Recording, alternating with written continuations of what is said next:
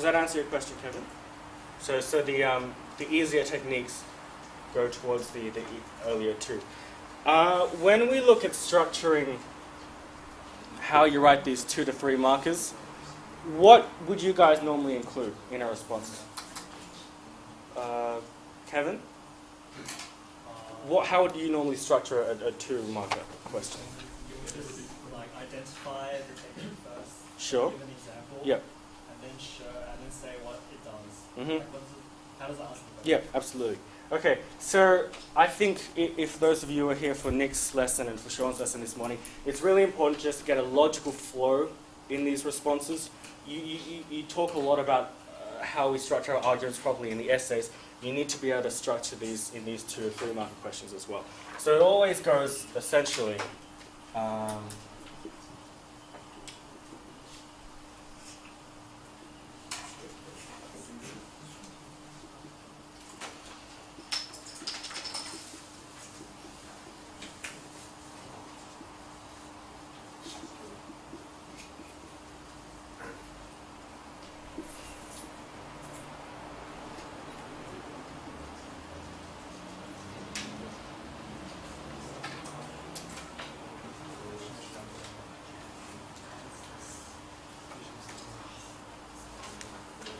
it's always important whenever you're writing these 2 3 marker questions, in order to properly get a flow to which your responses are written, list out the technique, obviously the example, explain the effect, as well as finally, and this is probably the most important step, is always relate it back to the question, and more importantly, relate it back to the concept, which is belonging. So obviously you'll get questions, these 2 to 3 markers, for example, how does this texture capture a sense of disconnection? Or what evidence is there to suggest that the house will achieve its potential for belonging? This is just from a past paper. Now, the way you address a question like how does this text capture a sense of disconnection, obviously your first technique, which might be, I don't know, this is a visual stimulus, so the dark colouring and then the dark foreground, as an example, creates a moody kind of sense of negativity, and then this will obviously instill within the responder a potential sense of disconnection. They disconnect from the environment, which is cold and stark and clinical compared to themselves. Jacob? Do you start with a technique? Is your first sentence the technique? Do you just get right into it? Or do you have to have Broad sense. You would have a broad sentence, yeah. That's it. I just dive right into the technique. Yeah.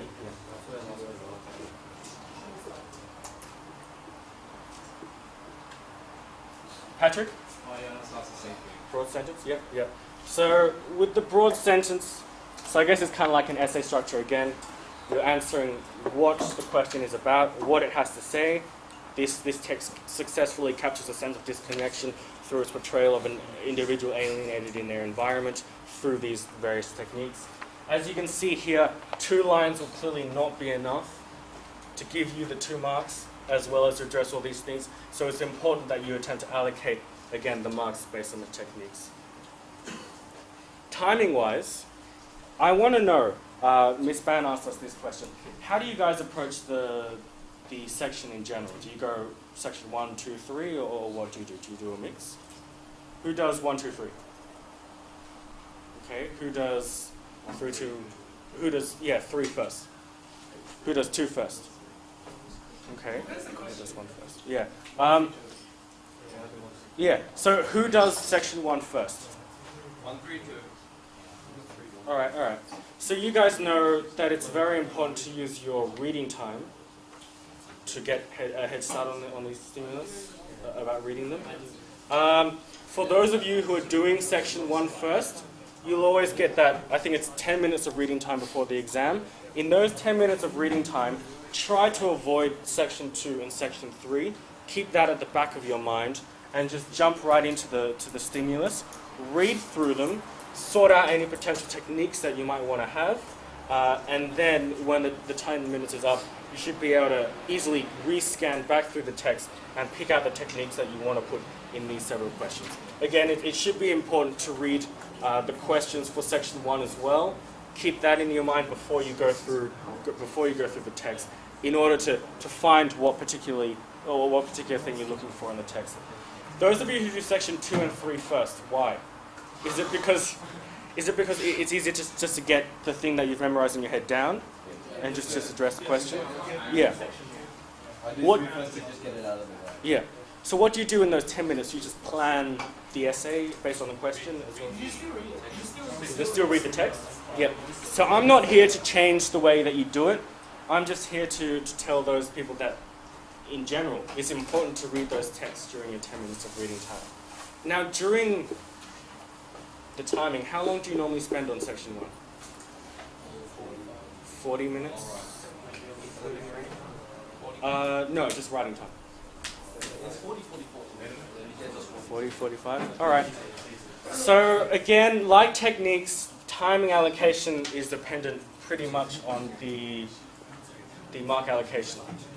You should only be spending about 5, maybe 7 minutes on these 2 markers, 10 minutes on the 3 markers, and ultimately maybe 15 minutes on that final section. Now let's jump into the mini essay. And Is it true that 2 marks needs to not always. It's a general guideline. Just like the general guideline is for 2 marks equals 2 sentences. 2 techniques? Yeah. If the question is more complex, right? So let's have a look at this question. Guys, we just need to know, just quickly, how do you know when you may need to include 2 techniques for, say, maybe a 2 marker compared to when you need only 1 for that 2 marker? Looking at a question like this, how does the text capture a sense of disconnection? How many techniques do you guys think you need? 2? How? Yeah, because, yeah, exactly. It's broad as well as the fact that it refers to how, because this is a very technique-based question, as most of them are. But I guess ultimately it comes down to whether or not you're able to find those techniques in time, whether or not you're able to get enough techniques. If you do, and if the question is broad enough that you feel it warrants 2 techniques, include it. It's just a matter of feeling on the day and how important the stimulus is, basically. Were you finding problems that you only included 1, or? You just say techniques with 5 marks. That's a good question. Like, it's not necessary to have 2 techniques in writing 3. There's no wasting them. Yeah, you're right. And I guess this feeds ultimately into how you're going to approach this 5-mark question. What is your, just a quick question, what is your mentality when you're selecting which text you want to write for the 5-marker? Is it I want to go for normally, the most techniques. yeah, text 3 and 4 that are the long ones with that kind of stuff? Not necessarily. Yeah, if it's better to link to the question as well. You want to, yeah, absolutely. And I guess that's why it's important to read through all of the questions first. Find out which 2 texts as you're reading them may perhaps fit this final 5-mark better. And then from that, be able to gauge how you want to allocate the techniques that you find from these stimulus that you've read. Is that okay? It's just getting a general overview of the questions first, and then going down step by step through the stimulus, seeing how many techniques you can actually find in the stimulus, and then being able to allocate it successfully to these markers. Now on to section, or not section, the 5 marker.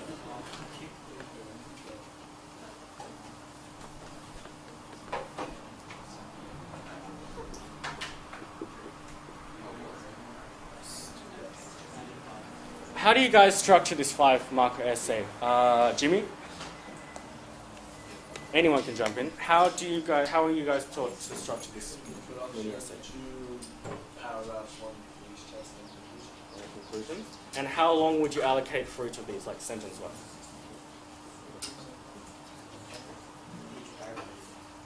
2 sentences for the introduction, you know, Maybe 1 sentence. 1 sentence for the introduction, 3 or 4 for the individual points, and then 1 to sum it all up. And what do you guys know about linking? Is that an important thing that you need to do in the essay? So just small links that go through the thing. Okay, so that's good. When you're approaching the mini essay, how you want to approach it is basically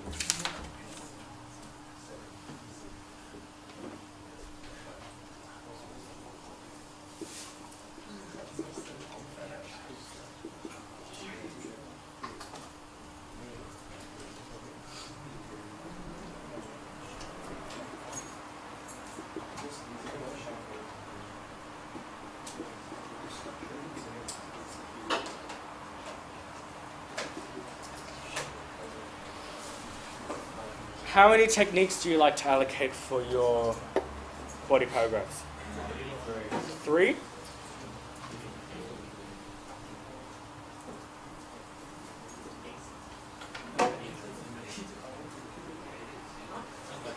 So when you're dealing with these 15 minutes and this really sensitive mark allocation, it's kind of important to know before you go into the exam how you want to approach, even before you even read the stimulus, look at how you want to allocate different sentences to different things.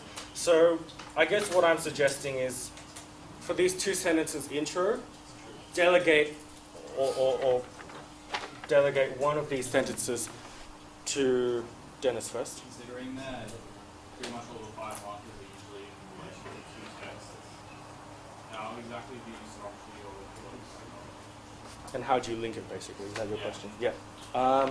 We'll come to that when we go to the body.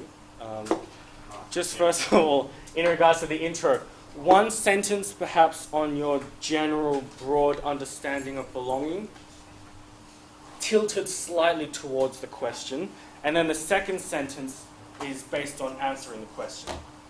So what you find is that you get a very general range of different questions that they may ask you for this 5 marker. For example, in each of these texts, perceptions of belonging involve connection between people and places. Select any 2 of these texts and compare their portrayal, or compare how 2 of these texts represent a different understanding of belonging.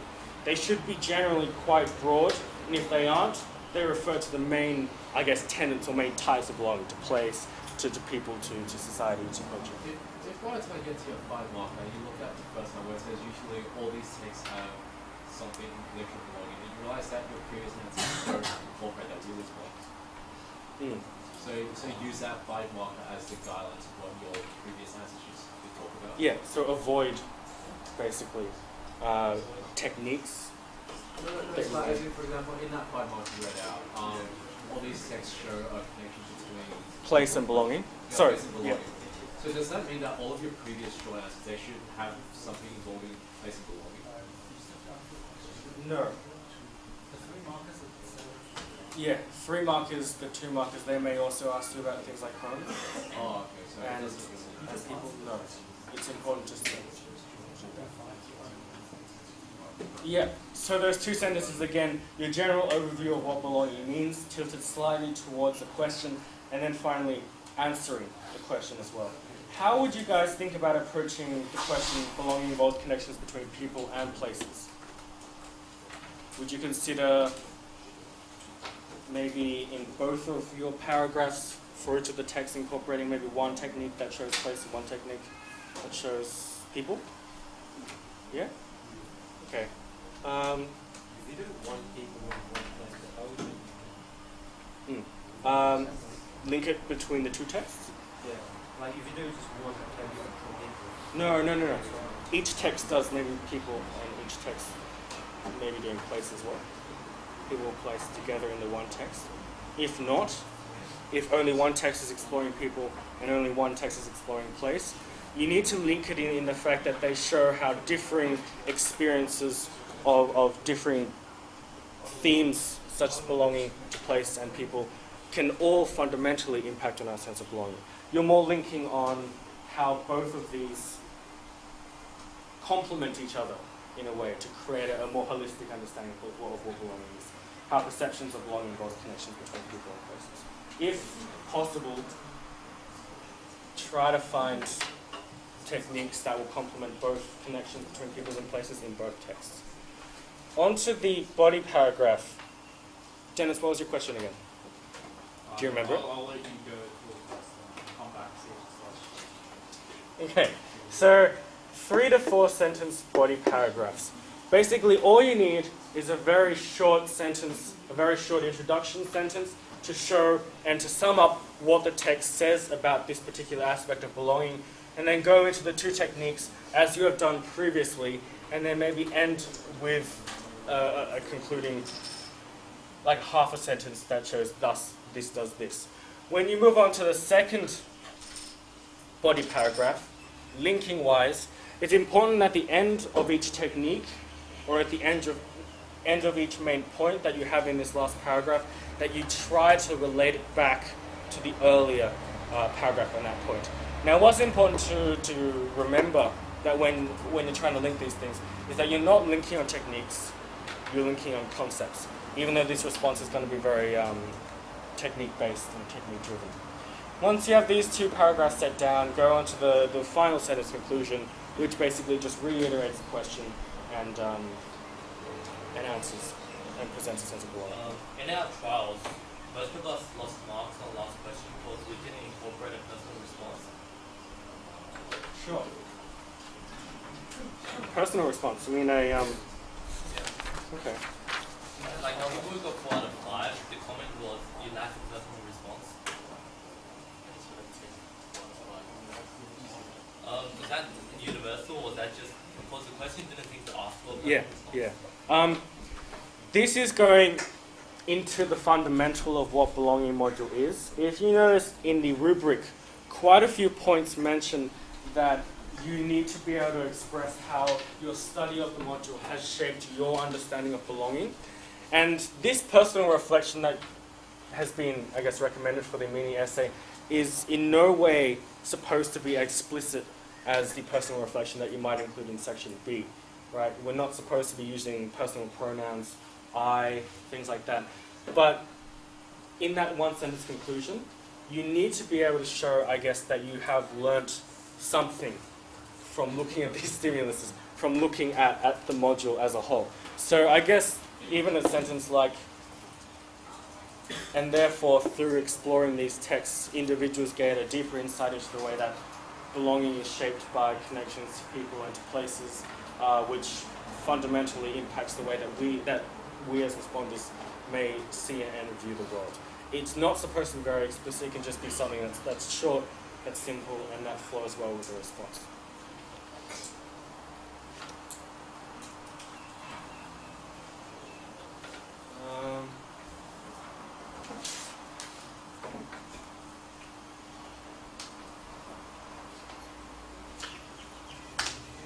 So, how many of you have past papers on you? Jacob, you do, Kevin, and James. I've got 3, Edward. You got 3. William's got some as well. If we could maybe split into groups of 3, because we have time. If we could each split off into groups of 3, and those of you with past papers, if you could all just hand them in to the front. Just write your initials down at the top so we can return them to the right people. I just want to grab them all at the front and then allocate them into the groups. And then what we can have a trial, I guess, is between those 3 people, maybe read one of the stimuluses and try answering the question. And then we'll go through them, basically, in the class.